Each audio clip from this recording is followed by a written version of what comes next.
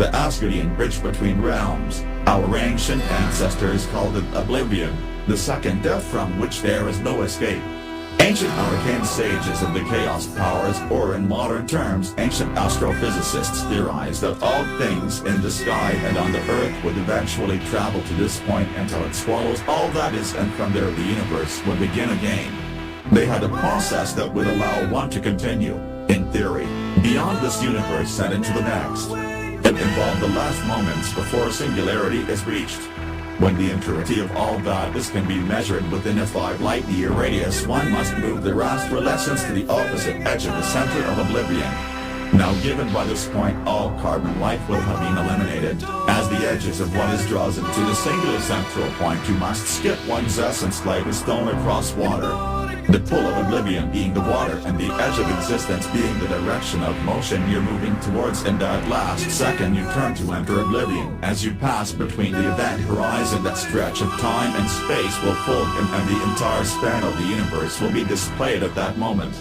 You must find the infinitely small section that houses the moment the great attractor, first hold it into a singularity black hole and cease all resistance against the pull of the singularity, and increase your speed skipping across the gravitational waves to that exact point.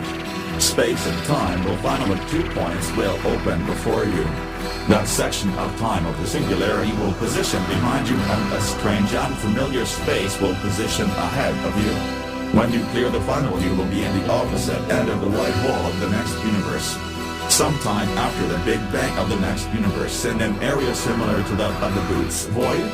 Now this can only be achieved at that last moment of this universe, because traveling into the event horizon at that moment when all else is gone, following behind you but reaching ahead of you because of the space-time warp, you will technically be crossing that section of the singularities beginning just as the singularity of this universe is and begins. The stretch of time and space caused by the great attractor's origin of the moment it became a black hole, and that moment you are heading towards will create a wormhole bridging this universe and the next for a split second when that last of our universe collapses, ejecting you into the new universe formed after ours dies. I have put this knowledge together by deciphering the Asgardian texts of the 9 realms and the knowledge left by the Lemurian Merkabahs, who are genetic cousins of ours that were here briefly long ago. Both the Asgardians and the Lemurians were travelers from other universes before ours. The Asgardians developed the means to travel across the singularity 9 universes before the formation of this one, and the Lemurians developed the technology to travel across the singularity 14 universes before the formation of this universe. Though the Lemurians state that they were genetic clones of a precursor race that existed 2 universes before them, making that a total of 16 universes.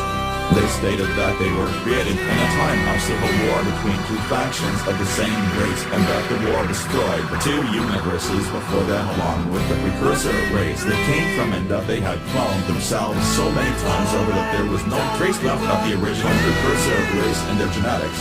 This knowledge was extracted from technology left by the Merkabahs in a time on Earth that predated mankind's existence approximately 1.7 billion years ago. The entirety of this knowledge, though, is a translation of that knowledge in my own calculations.